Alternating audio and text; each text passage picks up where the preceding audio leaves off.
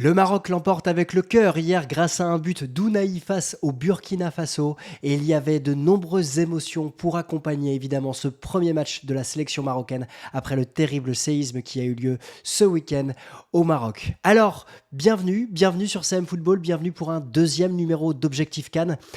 La série concernant la CAN 2024 qui aura lieu en Côte d'Ivoire, n'hésitez pas à vous abonner. On avait réalisé ce premier numéro fin mars. Deuxième numéro ici pour faire le bilan de plusieurs sélections. Le Maroc, bien évidemment. Le Sénégal-Algérie d'hier, on l'a débriefé. Je vous mets le lien juste ici. La victoire de l'Algérie qui a tendu un piège au coéquipier de Sadio Mané sorti en colère après la rencontre. On va se parler aussi de la qualification du Cameroun. Une qualification dans la dernière mi-temps de ces éliminatoires et puis la belle victoire aussi de la Tunisie. On fera un point aussi sur l'ensemble des joueurs de l'Olympique de Marseille, hors Sénégal évidemment, puisqu'on en a parlé hier. Les joueurs de l'Olympique de Marseille qui vont revenir avec un match face à Toulouse qu'on va analyser sur la chaîne. Donc si vous êtes supporter de l'Olympique de Marseille, n'hésitez pas également à vous abonner. Ça y est, on connaît les 24 qualifiés pour cette Coupe d'Afrique des Nations. Je n'arrête pas de le dire, je pense qu'on aura à disposition de nos yeux la plus grande Coupe d'Afrique des Nations, en tout cas la plus relevée, avec de nombreuses sélections qui peuvent prétendre à remporter cette couronne détenue par le Sénégal. On aura l'occasion de débattre de tout ça sur la chaîne d'ici cette compétition qui débutera en janvier prochain. Donc évidemment, si vous souhaitez avoir toutes les informations, n'hésitez pas, encore une fois, à vous abonner. Alors le Maroc, eh bien, le Maroc a remporté cette rencontre à Lens hier soir au stade Bollaert. Une rencontre chargée d'émotions, bien évidemment. Et puis, il faut noter le geste fort de toute la sélection marocaine pour la population, avec les primes, les recettes de la rencontre déjà hier qui ont été dédiées à l'ensemble des victimes, bien sûr, de ce terrible séisme. Et toutes les primes des joueurs et de la sélection et du staff marocain seront dédiées également aux associations liées aux victimes et aux blessés de ce terrible drame. C'est à noter et ça montre aussi tout le cœur, tout le grand cœur dont disposent évidemment les hommes de Walid Regragui et dans le sens plus large évidemment cette fédération marocaine. On a eu le droit, si on doit parler de foot, à un match bien sûr rempli d'émotions. Il n'y a pas eu d'hymne, il y a eu une vraie grande minute de silence et puis on a eu ces joueurs qui ont été assez forts, surtout en première mi-temps, et cet homme, Azzedine Ounahi, qui n'a plus de minutes jouées avec l'Olympique de Marseille depuis la fin de la première journée et qui a été déterminant hier. Je voudrais revenir sur son but en le décryptant en détail, puisque c'est une action de la sélection de Walid Regragui qui aura duré plus de 30 secondes. Elle aura été récupérée par Bounou, le gardien, et puis ensuite, on a eu Hakimi qui va toucher le ballon, qui va jouer avec Mazraoui. On va revenir sur Mazraoui qui a joué dans un rôle de sentinelle qui peut poser question en l'absence d'Amrabat.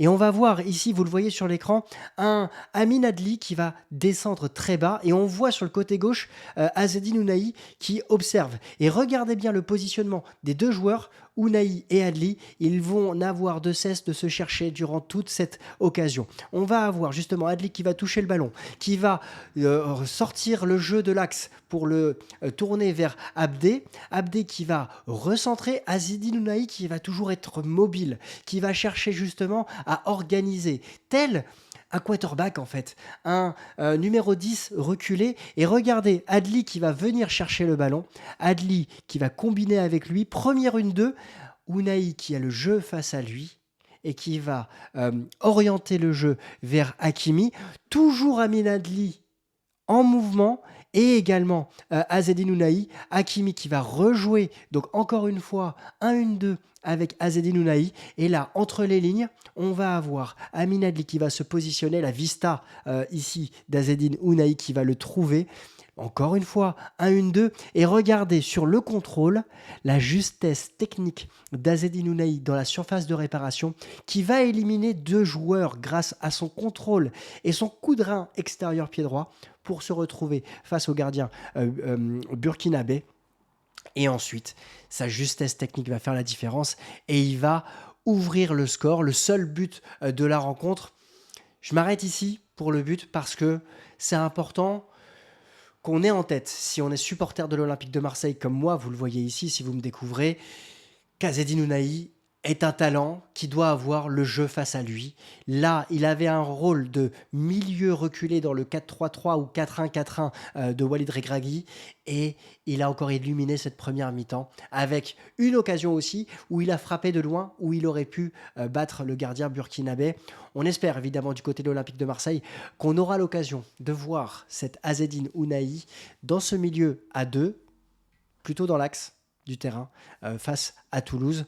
En tout cas, c'est mon plus cher espoir pour accompagner les hommes de Marcelino. Alors, cette équipe de Walid Regragui qui était positionnée en 4-1-4-1, en faux 4-3-3, hein, parce qu'on peut imaginer Amin Adli et Abdé un peu plus haut. Euh, voilà, je m'interroge sur le rôle de Mazraoui. J'aimerais avoir votre avis d'ailleurs en commentaire sur sa position sur le terrain. Évidemment, Amrabat était blessé. On a souvent vu Amala être au four et au moulin aussi. Et beaucoup de liberté, j'ai trouvé dans ce trio. Mais je m'interroge sur la position de Mazraoui. Polyvalent, certes, mais voilà. Pas forcément ce que j'aime voir pour remplacer Amrabat, même si on doit se poser la question de savoir qui peut remplacer Amrabat tellement il est très très fort. Amin Adli a été très intéressant, je trouve, on l'a vu sur le but. Beaucoup de disponibilité à revoir dans cette sélection. Hakimi a été intéressant, Abdé également. En tout cas, cette sélection marocaine avait beaucoup d'émotions. Elle avait un match très particulier à vivre. Elle l'a remporté. Maintenant, il va falloir se concentrer sur la suite et cette préparation pour cette CAN où le Maroc arrivait bien évidemment avec un statut de favori, 4e du dernier mondial.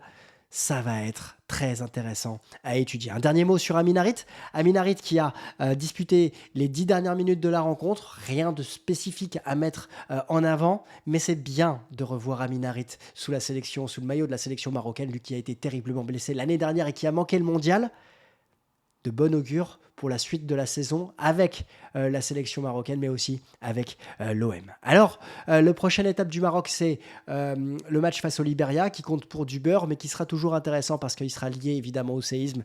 Et on a envie de voir cette sélection marocaine quand même l'emporter pour bien se préparer pour cette CAN. Si vous ne le savez pas, je le redis pour ceux qui me découvrent. Il y a évidemment beaucoup d'affect pour cette sélection marocaine, puisque ma mère est marocaine, et donc je suis cette sélection avec beaucoup d'attention. Alors, on va passer au Cameroun. Le Cameroun, avec un André Onana qui a été déterminant, c'est, je dirais, l'homme du match à mes yeux, parce que sur cette première mi-temps face au Burundi, il a réalisé 3 à 4 parades déterminantes et qui ont fait la différence parce que cette équipe du Cameroun sur la première mi-temps a été dépassée par le Burundi dans cette finale du groupe parce que le vainqueur se qualifiait, le Cameroun devait se qualifier, il fallait un nul de 4 buts partout pour voir le Cameroun se qualifier s'il y avait match nul.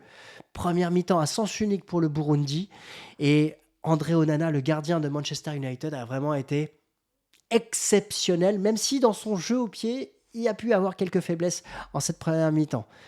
Et puis en deuxième mi-temps, il y a eu ce but qui sort de l'espace. Un but complètement gag. On joue là, toute première minute de la deuxième mi-temps, les premières secondes même, parce que le but intervient au bout de 45 minutes et 20 secondes en deuxième mi-temps. Le gardien burundais qui va sortir le ballon. Regardez son défenseur, il est dos au ballon et il va se retrouver mis sous pression. Et c'est Brian Mbeumo qui va en profiter. Là, on va avoir une réelle passe décisive du défenseur burundais. Et ensuite, on va avoir Brian Mbeumo qui va vraiment ne pas se faire prier pour ouvrir le score. Et c'est ce qui va faire la différence. Parce que ce but va mettre le Cameroun sur de bons rails et va permettre au Cameroun de doubler la mise très rapidement avec Christopher Wu sur corner. Et ensuite, on va avoir le but de l'inévitable Vincent Aboubakar qui va clore les débats et qui va permettre au Cameroun de se qualifier. Qualification difficile quand même dans ce groupe, qualification difficile pour le Cameroun, qualification délicate sur cette deuxième mi-temps. Rigoberт Song évidemment était heureux à l'issue de la rencontre. Il va falloir élever le niveau, même si je sais, et vous me le direz en commentaire, un lion ne meurt jamais, surtout les lions indomptables, mais il va falloir quand même que le niveau soit plus fort pour espérer aller chercher une nouvelle couronne de roi d'Afrique. Un mot sur François-Régis Mugueux. Il n'a pas joué hier soir. Le joueur de l'Olympique de Marseille s'est blessé à l'entraînement. Il était revenu, en tout cas on l'a vu dans des images avec un des sponsors du Cameroun. On va voir s'il pourra être d'attaque avec l'OM puisque Ismaïla Sarr, lui, est blessé et va manquer le match face à Toulouse. Encore une fois, je vous rappelle, vendredi, rendez-vous sur la chaîne pour l'avant-match Marseille-Toulouse avec un point sur l'ensemble de l'effectif marseillais. Donc, n'hésitez pas à vous abonner. On va passer à la Tunisie qui a remporté une victoire de prestige face à l'Égypte. Une victoire de prestige 3-1 avec un match qui s'est décanté très rapidement avec notamment un magnifique but de Laïdouni. Je vous invite à aller voir son but. Une magnifique frappe à l'entrée de la surface de réparation pleine lucarne et qui a fait mouche. Et un Laïdouni toujours aussi présent au milieu de terrain de cette sélection tunisienne qui était positionnée en 3-4-3 relativement offensif et ça a payé avec de l'autre côté un Mohamed Salah qui avait été mis de côté et mis au repos par la sélection égyptienne et qui était titulaire hier. Donc une victoire de prestige quand même par cette équipe tunisienne qui a mené 2-0 avec un but contre son camp. Ensuite, on a eu cette équipe d'Égypte qui a essayé de revenir au score avec plusieurs parades du gardien Damen. Et ensuite, cette équipe d'Égypte qui est revenue à 2-1. On a une première mi-temps, encore une fois, ici, comme dans l'ensemble des matchs amicaux que j'ai pu revoir en replay, qui était plutôt performant en première mi-temps et qui a baissé de rythme en deuxième mi-temps. La Tunisie qui va marquer en toute fin de rencontre et qui va asseoir sa victoire 3-1. Ce qui m'a marqué par rapport à cette équipe tunisienne dans l'ensemble de cette campagne, c'est surtout qu'elle termine meilleure défense de cette éliminatoire de la CAN 2024. Meilleure défense, on se rappelle, du côté de l'équipe de France, qu'on avait buté face à cette sélection tunisienne. L'équipe de France avait marqué, mais le but n'avait pas été accordé. Il restera que la Tunisie a battu la France 1-0. Et cette sélection tunisienne avance avec des certitudes au niveau de sa défense. Et ça, c'est un élément évidemment qui peut compter lors des matchs à élimination directe après le premier tour. Alors, il y a un autre point, c'est que l'Afrique du Sud est également meilleure défense, ex aequo avec la Tunisie, mais la Tunisie a joué 6 matchs, là où l'Afrique du Sud en a joué que 4, dû à l'exclusion par la FIFA du Zimbabwe. Alors, maintenant, on va faire le point sur l'ensemble des autres sélections. Un grand coup de gueule ici par rapport à la pelouse en Côte d'Ivoire. Mais amis ivoiriens, si vous regardez cette vidéo, je tombe des nues quand je découvre les images hier soir et quand je les revois ce matin. Il y a un superbe article de Mansour Loum sur S News Africa. Plusieurs centaines de millions d'euros qui ont été dépensés pour refaire cette pelouse et le match face au Mali qui a été arrêté à la mi-temps. À quelques mois, on est à 4 mois aujourd'hui du début de cette CAN, c'est inadmissible de pouvoir voir cet état de la pelouse et donc le match qui est arrêté parce qu'il y a eu de trop fortes pluies. On n'apprend pas aujourd'hui qu'il pleut très fort au Sénégal, en Côte d'Ivoire, et qu'on doit avoir un système de drainage de qualité normale, je dirais, pour épurer. Et c'est inadmissible, évidemment, ce qui a pu se passer. Donc, pas de débrief, évidemment, de ce Côte d'Ivoire-Mali. Et j'espère, évidemment, que les terrains en Côte d'Ivoire seront prêts pour recevoir une compétition de ce niveau. Encore une fois, c'est inadmissible, d'autant plus quand on voit le niveau des sélections africaines qui montent de plus en plus en puissance. On parlait de nivellement par le haut ces derniers jours sur la chaîne. Alors, je voudrais vous parler du Ghana avec le duo Kudus-Nouama, le nouveau joueur de l'Olympique Lyonnais qui a ouvert son compteur but avec le Ghana. Ils ont été tous les deux buteurs lors des 2 rencontres disputées face à la République centrafricaine et face au Libéria. 2 matchs de victoire. 4 buts marqués par ce duo sur les 5. Le dernier a été marqué par Jordan Ayew.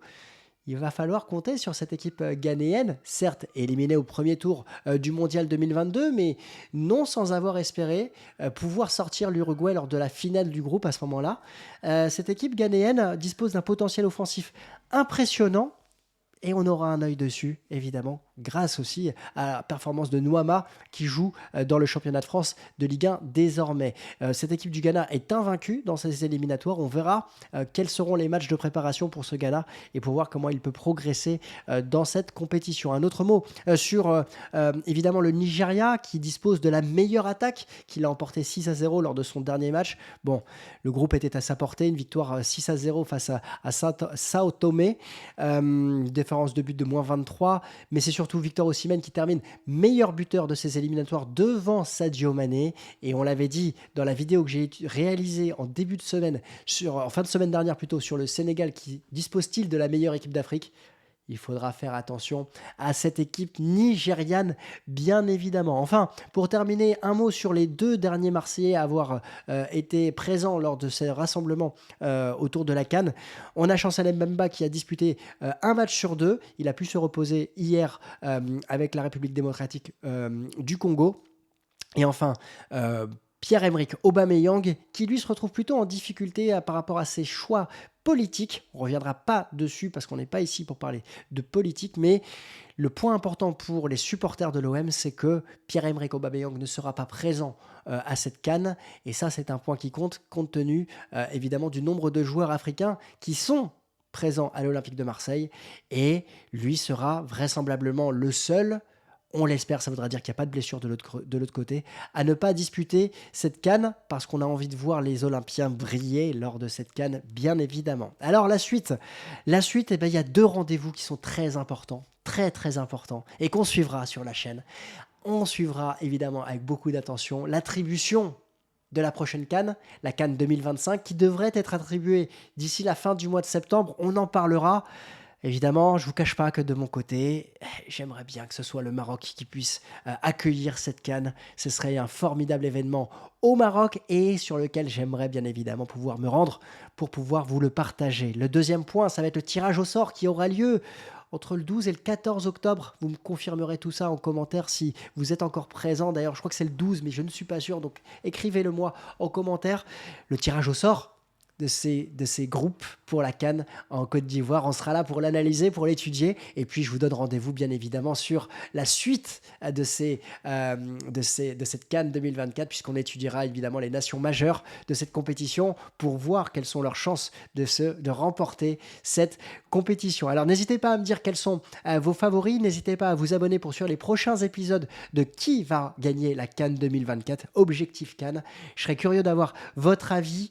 Et puis, curieux d'avoir votre avis, évidemment, sur l'ensemble des matchs que j'ai pu vous partager ici. Encore une fois, le débrief de Sénégal-Algérie est disponible sur la chaîne. Il s'affiche au moment où je vous parle. Je vous souhaite à tous une excellente journée. Rendez-vous vendredi pour l'avant-match Marseille-Toulouse, un match de Ligue 1 qu'on attend avec attention. Et puis, la semaine prochaine, on va se parler Ligue des Champions, le retour de la coupe aux grandes oreilles. Ça sera sur la chaîne, ça sera sur CM Football. Je vous souhaite à tous une excellente journée et je vous dis à très vite. Merci encore pour la force que vous m'apportez. Ciao!